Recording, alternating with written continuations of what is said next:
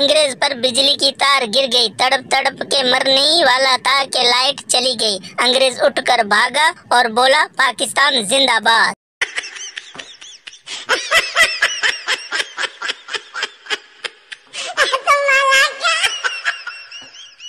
लड़की छतरी ठीक करवाने गई। दुकानदार, ऊपर का कपड़ा उतारना होगा और नीचे से डंडा डालना होगा। लड़की, जो मर्जी करो, पानी अंदर नहीं आना चाहिए।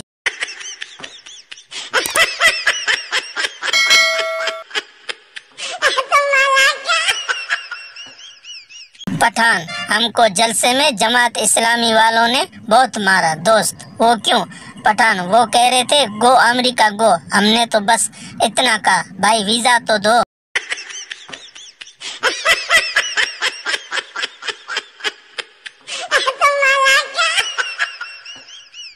दो सिख भाई एक ही क्लास में पढ़ते थे।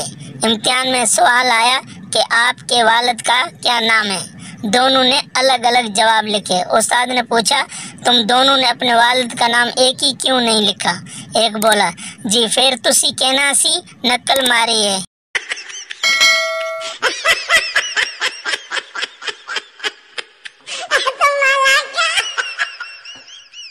लड़की, जब मैं पास हुई थी तो मेरे पापा ने मुझे 5,000 का सूट लेकर दिया था।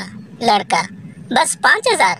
जब मैं फेल हुआ था तो मेरे पापा ने मुझे 1.5 लाख का रक्षा लेकर दिया था।